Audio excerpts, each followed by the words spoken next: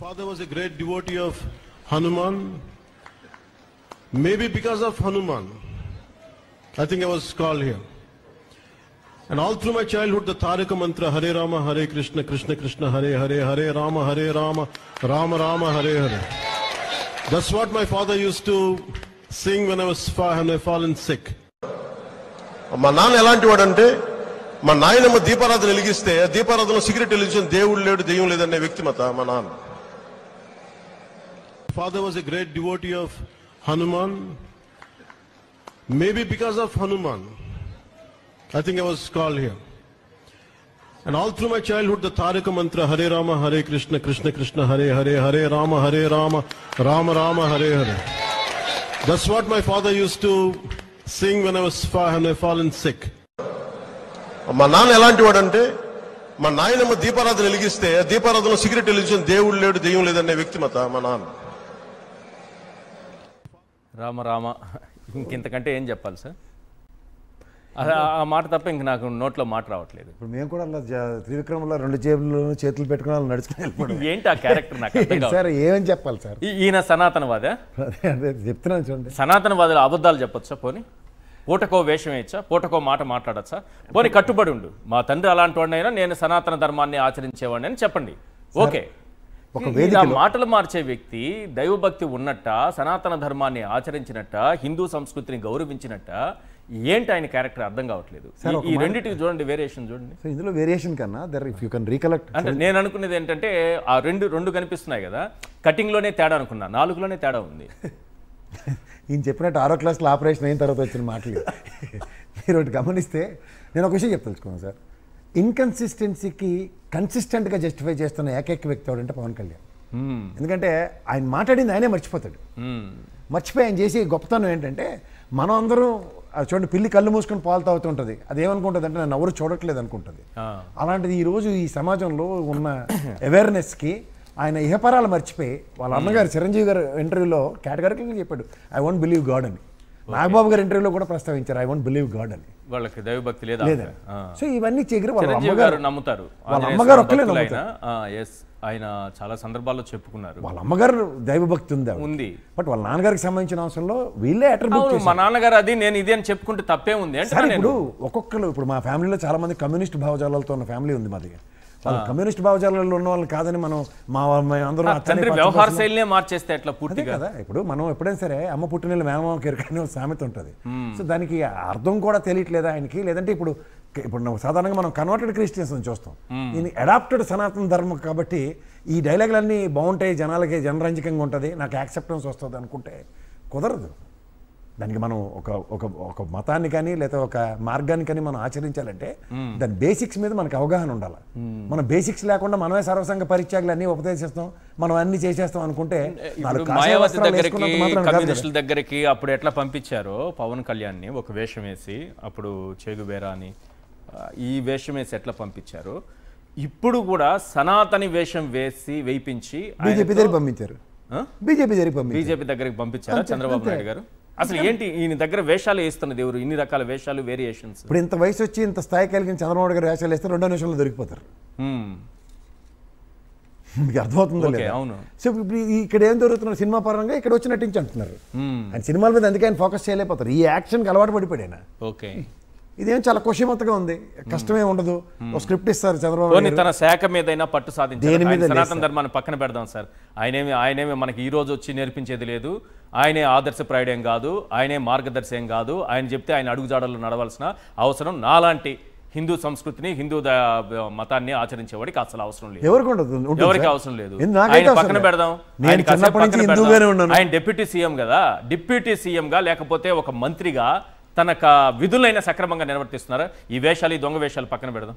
వెనకటికి ఏదో సామెత ఉంటుంది, ఆయనే ఉంటే తెల్లచీరని, అవి అవకే కదా ఈ స్క్రిప్టెడ్ ప్రోగ్రామ్తో తిరుగుతున్నాడు ఆయన. నిజంగా ఆయన శాఖ మీద ఆయన పట్టుంటే అంటే ఖాళీ ఉన్నప్పుడేమో బైనాక్యులర్స్ కెమెరా పట్టుకుని పెద్దిరెడ్డి గారి ఫామ్ హౌస్ చుట్టూ తిరగడం, అక్కడ దొంగలు పట్టుకెళ్ళి దానికి జియో ట్యాగింగ్ ఏమైనా. అటవీ శాఖ మంత్రి కదా, అయితేనండి జియో ట్యాగింగ్ వేసుకొని హెలికాప్టర్లు వేసుకొని ఇట్లా ఫోటోలు తీయడం కంటే తప్పు జరుగుంటే యాక్షన్ తీసుకోవచ్చు కదా, కోర్టులో ఉన్నదే కదా. ఇప్పుడు మళ్ళీ చెప్తున్నాను, ఈ పనులు ఎవడన్నా చేస్తాడా? ఇప్పుడు నేను చెప్తుంది అదే సార్. క్యాబినెట్ మంత్రికి హెలికాప్టర్ దొరకడం అంటే పవన్ కళ్యాణ్ గారికి, లోకేష్ గారికి కోతి కొబ్బరికాయ దొరికినట్టే. వాళ్ళకి స్థాయిగా దొరకగానే ఇంక మరి వేసుకుని అదే పనిలో ఉన్నారు. ఇప్పుడు ఉదాహరణకి ఆ కలప సంబంధించిన ఎర్రచందనం దొంగల దగ్గరికి వెళ్ళారు, నియంత్రిస్తారు, కట్టడి చేస్తారు. కానీ ప్రభుత్వ పరంగా అటవీ శాఖ మంత్రిగా అన్నిటికీ జియో ట్యాగింగ్ ఏమైనా ఇచ్చారా? లేదా మా దగ్గర ఇప్పుడు డ్రోన్ వ్యవస్థను చంద్రబాబు నాయుడు గారు చెప్తున్న స్క్రిప్టెడ్ ప్రోగ్రాం ప్రకారం అడవుల్ని డ్రోన్లతో పరిరక్షిస్తాం, మొత్తం శేషాచలం అడవులు అన్నింటినీ డ్రోన్లతో పర్యవేక్షిస్తాం, కఠినంగా శిక్షిస్తాం ఎర్రచందనం దొంగల్ని. 14 నుంచి 19 లోపల చంద్రబాబు నాయుడు గారు ఏ విధంగా కఠినంగా దొరికిన వాళ్ళు దొరికినట్టు కోడిపెట్టలు కాల్చినట్టు మళ్ళీ కాలుస్తాం, ఇలాంటి ఏమైనా చెప్పారా? కూలీలు కాలుస్తాంలే, మనం యజమానులు వదిలేస్తాం. అదే కదా, యజమానులు సీజ్ చేసిన దొంగలకి జియో ట్యాగింగ్ కానీ లేదా ఎర్రచందనం చెట్టు అన్నిటికీ జియో ట్యాగింగ్ నెంబర్లు కానీ ఏమైనా చేశాడు ఆయన? అంటే శాఖల మీద ఇందాక శాఖలు చదివాడు, ఆ చిట్ట ప్రకారం ఎవరికైనా జీతభత్యాలు వస్తున్నాయా? జల మిషన్ దాంట్లో ఆయనే కదా ఇన్ఛార్జ్. 25 కోట్ల పైచలకు బకాయిలు ఎంప్లాయీస్. అలాగే మీకు 6 నెలల బట్టి జీతాలు లేవు.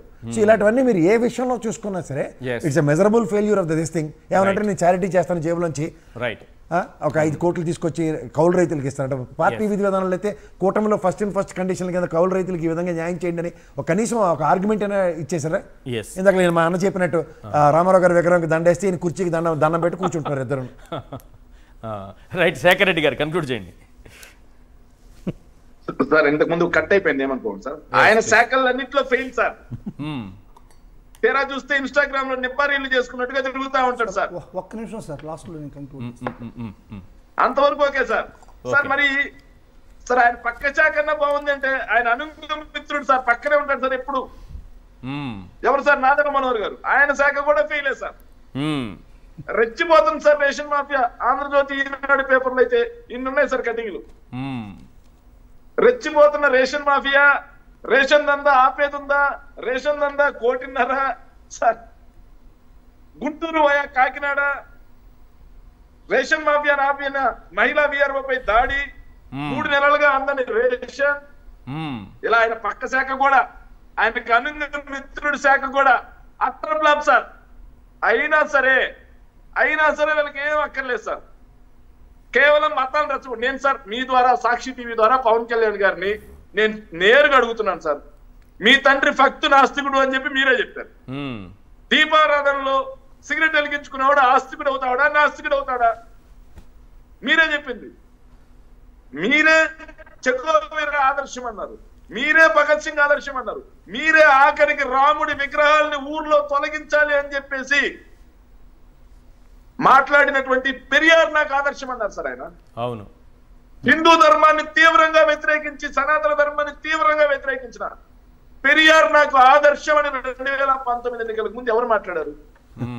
నేరుగా అడుగుతున్న పవన్ కళ్యాణ్ గారే కదా.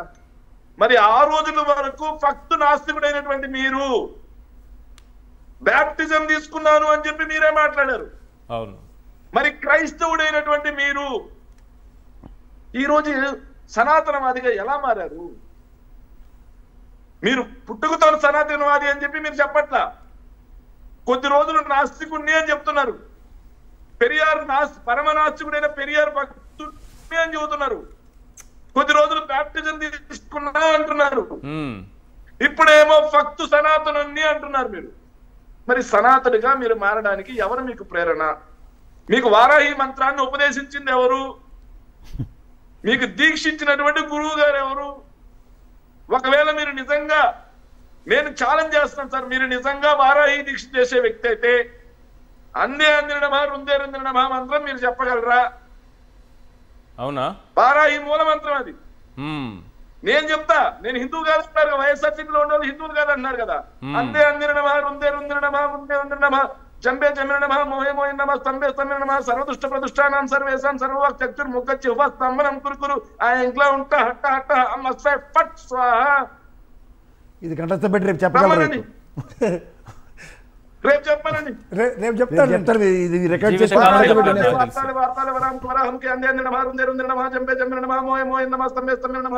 జంబే జమిన నమః సర్వదుష్ట ప్రదుష్టానాం సర్వేషాం సర్వవాక్ ముఖచ్చి స్తంభనం కురుకురు ఆ ఇంట్లో ఉంటా హట్ట హట్ట అమ్మస్వై ఫట్ స్వాహ. చెప్పనండి సార్ మూలమంత్రం వారాహి. మీరు వారాహి దీక్ష తీసుకుంటారు కదా ప్రతి సంవత్సరం. ఎందుకు సార్ ఈ ఇన్స్టాగ్రామ్ నిబ్బారీళ్ళు? ఈ ఇన్స్టాగ్రామ్ నిబ్బారీళ్ళ కోసం సినిమాల్లో ఎంటర్టైన్ చేయలేకపోతున్నాం, రాజకీయాల్లో అయినా సరే మన ఫ్యాన్స్ ఎంటర్టైన్ చేద్దామన్న దానికోసం ఎందుకు దేవుణ్ణి అడ్డు పెట్టుకుంటారు? చిన్న sentence. మీకు అధికారం ఇచ్చింది నెక్స్ట్ మీరు మాట్లాడండి. మత రాజకీయాలు చేయమనా, లేకపోతే ఎస్ శేఖర్ రెడ్డి గారు మీకైతే ప్రత్యేకంగా ఒక నమస్కారం. మీరు ఎందుకంటే వారాహి మంత్రం చెప్పించినందుకు నిజంగా గ్రేట్ అండి, గ్రేట్, ఎక్సలెంట్ ఎక్సలెంట్, చాలా మంచి. సార్ దారుణం ఏంటంటే సార్, దారుణం ఏంటంటే కింద కామెంట్స్ లో సైనిక్స్ వచ్చి మాట్లాడతారు సార్. వాళ్ళు ఏం మాట్లాడుకున్నా ఆ వారాహి మాతకు వదిలేసేయండి. అద్భుతం, మీరు హ్యాట్స్ ఆఫ్, అద్భుతం, మీరు హ్యాట్స్ ఆఫ్. ఏమైనా సరే వారాహి మాతకు వదిలేసేయండి. ఎస్ కన్క్లూడ్ చేయండి. లాస్ట్ సెంటెన్స్ అండి. ఒక తండ్రి కొడుకు సార్, నేను నిజంగా క్రిస్టియన్ అయితే నీకు వచ్చిన నొప్పి ఏంటి? నేను క్రిస్టియన్ అయితే రాజకీయాల్లో ఉండకూడదా? నేను ముస్లిం అయితే రాజకీయాల్లో ఉండకూడదా?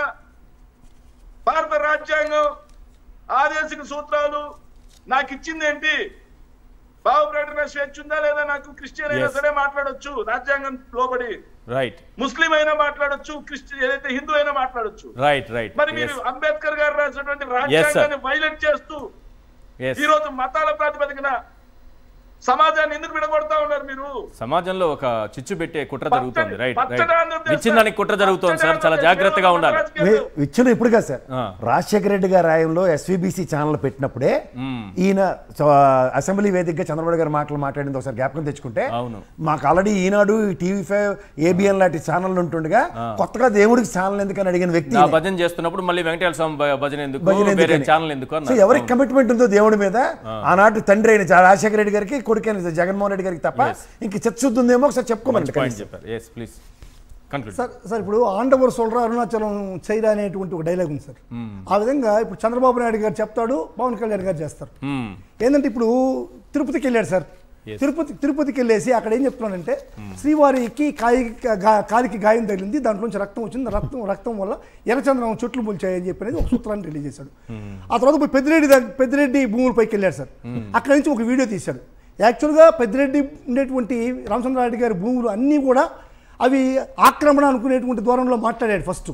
కానీ అది 1960లోనే అది ఒరిజినల్ భూమి కాబట్టి మళ్ళీ పక్కన ఉండేటువంటి ల్యాండ్ ఆక్యుపై చేశారని చెప్పి కేసులు పెట్టారు.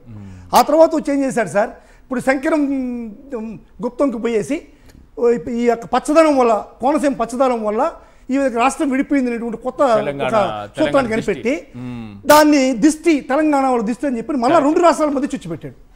2 రాష్ట్రాలు. అందుకే సార్ మీ ద్వారా నేను తెలంగాణ ప్రజలకి, నాయకులకి ఒకటి చెప్పదలుచుకున్నాను సార్. పవన్ కళ్యాణ్ ఒక అవివేకి, అతనికి అజ్ఞాని, అతనికి ఏ విధంగా మాట్లాడదో తెలియదు, అతను స్క్రిప్ట్ రాసేవాళ్ళు బాగలేదు కాబట్టి క్షమించి మనం అందరం కూడా ఐక్యంగా ఉండాలని మీ ద్వారా నేను తెలంగాణ ప్రజలకు తెలియజేస్తున్నాను.